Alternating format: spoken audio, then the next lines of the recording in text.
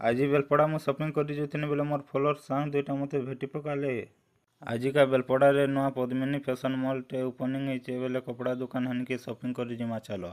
दुकान के भी पले आसने ना और दुकान ना होचे पद्मिनी फैशन मॉल। नुआ दुकान खुलीचे बेले आज टिके शॉपिंग करमा। इछन भीतर के एंट्री करमा चलो केनता होचे दुकान काना है देखमा। भीतर के एंट्री कला परे बहुत भल भी लागला और बढ़िया भी बनाइछे दुकान और इनो छोट रु बड़ लोकर तो ड्रेस मिली जिबा। जहाँके नुआखिल लाई शॉपिंग करवार अच्छे बेले ये पद्मिनी फैशन मॉल के पले आसबो। मुझे जेनता आसनी आउ देखनी जे पैंट शर्ट माने बहुत भल भी लागला और बहुत वेराइटी रो डिजाइन माने भी थिला। जदि भी आसर पासर मोर फॉलोअर्स माने देखुछ बेले घा पले आस बेलपड़ा होंडा शोरूम सामना रे अच्छे दुकान।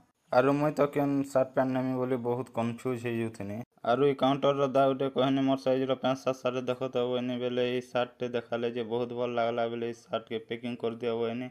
आउ हेतके पैंट टे देखो वनी बेले ई पैंट टे देखाले। नुआ दुकान जेथिनी बेले मते एटा देथिले टिफिन खाइबार लागि। मुई तो यादे शॉपिंग कर साने न जदि मोर वीडियो भल लागुचे बेले लाइक फॉलो कर देथो।